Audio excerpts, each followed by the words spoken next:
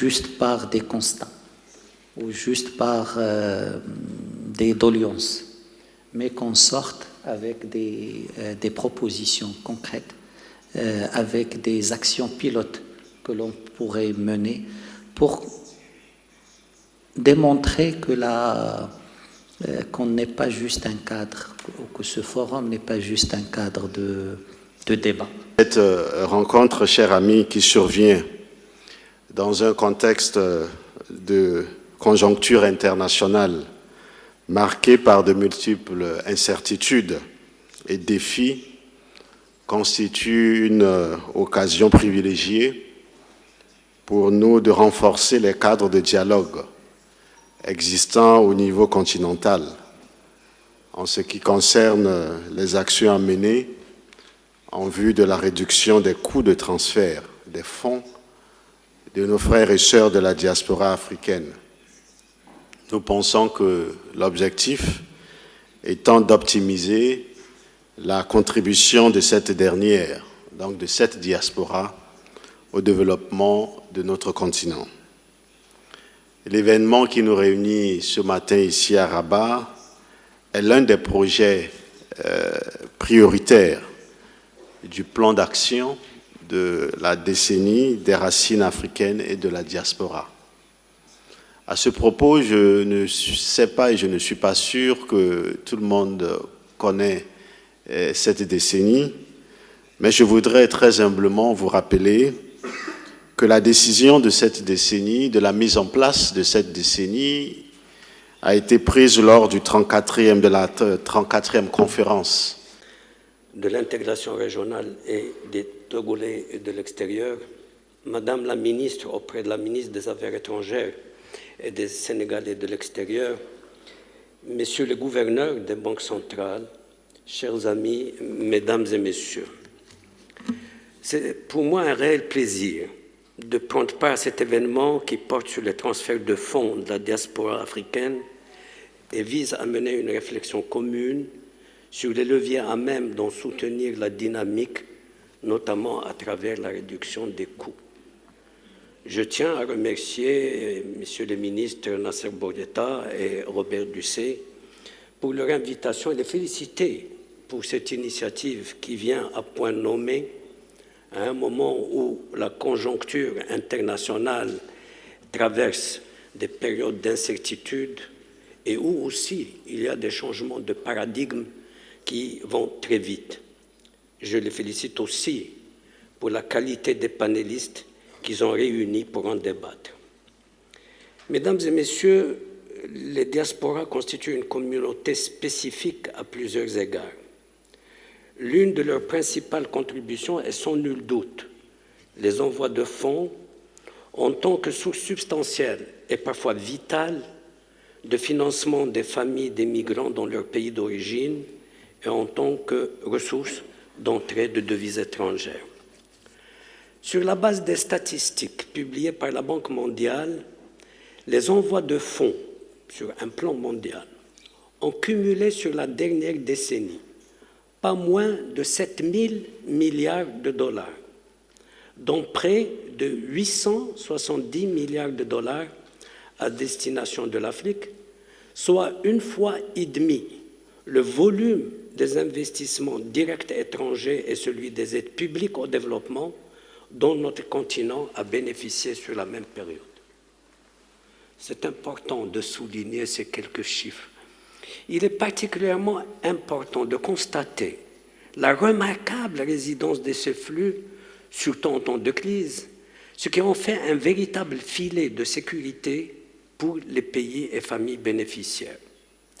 La preuve en est le record de croissance au cours de la pandémie du Covid, qui a atteint plus de 10% en 2021 à l'échelon mondial et plus 14% pour les envois à destination de l'Afrique, que la Banque mondiale, dans son rapport périodique sur la migration et le développement, explique en grande partie par l'élan de solidarité familiale durant la période de la pandémie. Le Maroc ne déroge pas à cette tendance. Les recettes en provenance des Marocains du monde ont enregistré un bond historique de 37% en 2021 et de 13% en 2022. Elles ont atteint 8% du PIB, je crois que c'est le chiffre qu'a indiqué M. le ministre, financé plus du tiers du déficit commercial et représente près de 20% des ressources collectées par les banques marocaines. Les pouvoirs publics et la Banque centrale ont très tôt œuvré de concert en coordination avec le secteur bancaire à consolider cette dynamique en favorisant en particulier la diversification des canaux de transmission et la réduction des coûts. C'est ainsi que le Maroc a développé depuis plusieurs décennies une solide infrastructure bancaire s'appuyant sur une présence transnationale de proximité qui constitue un atout majeur pour l'accompagnement de nos compatriotes dans le pays de résidence. Les banques marocaines sont ainsi présentes dans 27 pays du continent et disposent de filiales et succursales dans 7 pays européens et d'une cinquantaine de bureaux de représentation à travers différentes régions du globe. Nous nous réjouissons à plus d'un titre de la tenue de ce forum. D'abord en tant que pays africain, le Sénégal, mais en tant que président de l'Union africaine, vous le savez, le Sénégal porte l'Union africaine depuis plus d'1 an et nous allons bientôt rendre le tablier. Mais ce qui est important dans ce forum, c'est que les diasporas, vous le savez, nos ressortissants à l'étranger paient le prix le plus fort de ces transferts qui augmentent de jour en jour, on l'a dit tout à l'heure. Malgré la crise sanitaire internationale que nous avons connue en 2020, ces transferts n'ont pas baissé. Et pourtant, le poids des économies a été bien ressenti par cette diaspora, partout où elle se trouve. Ce qu'il faut constater également, c'est que plus le poids, le volume de ces transferts de fonds de cette diaspora augmente, moins elle profite à l'Afrique. Il est donc vraiment de manière pertinente aujourd'hui d'aller vers des solutions, comme on l'a dit tout à l'heure, pragmatiques, qui vont nous permettre de réfléchir de manière concertée à tous les instruments qui pourront nous permettre d'apporter une valeur ajoutée à nos pays, de faire en sorte que ces transferts de fonds apportent une valeur ajoutée à nos pays au point de vue économique, au point de vue du développement, mais également soient moins coûteux pour ces diasporas qui font d'énormes sacrifices pour pouvoir évidemment transférer ces fonds. Et pour ça, je voudrais dire également que l'Union africaine portera aujourd'hui le plaidoyer qui sera issu des recommandations, en tout cas, de ce forum, pour permettre de lever tous les goulots d'étranglement qui aujourd'hui surgissent et qui pourraient impacter négativement les transferts de fonds de cette diaspora. Nous souhaitons aujourd'hui que ces transferts de fonds profitent à l'Afrique et que faire de cette diaspora également des vecteurs de développement de nos pays en développement. Merci.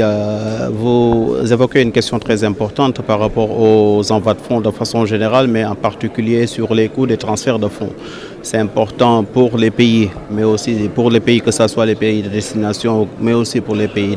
d'origine, parce que ça facilite le suivi et ça permet d'avoir une meilleure idée de ces envois de fonds afin d'élaborer des politiques. Parce que le tout, ce n'est pas uniquement les flux, mais ce qu'il faut faire avec ces flux. Et ça demande une élaboration, que les États aient des données qui sont très fiables, des données qui sont bonnes et qui nous permettent d'élaborer des politiques pour assurer un plus grand impact de ces envois de fonds pour ceux qui en bénéficient, pour les ménages de façon générale, mais aussi pour le pays, en tant que contribution dans la croissance économique et tout un autre ensemble d'éléments relatifs à ces envois de fonds. Et cette rencontre de Rabat, elle est très importante parce qu'aujourd'hui, avec ce qui s'est passé avec le Covid, qui montre qu'en fait ce sont des flux qui sont très très résilients, aujourd'hui ça démontre qu'il est davantage important de s'intéresser à ces questions et surtout de voir comment on peut se déplacer des mécanismes précédents, c'est-à-dire où c'est du physique, du contact personne à personne, pour bénéficier de tout ce qui est technologie aujourd'hui. Malheureusement, si ça doit s'accompagner d'un durcissement des conditions, cela ne va arranger ni les pays en Afrique, ni les pays d'origine. Et il faut que la communauté internationale se mobilise et sache qu'il vaut mieux faciliter ces flux, notamment en les rendant beaucoup plus transparents, que ça soit beaucoup plus clair, beaucoup plus visible, plutôt que d'essayer de les durcir. Parce qu'on risque de retourner à la case de départ où les gens vont trouver des alternatives, vont trouver des flux informels, des mécanismes informels, et cela n'arrange personne. Je crois qu'il faut qu'ensemble que l'on trouve une solution plutôt que de durcir ces conditions.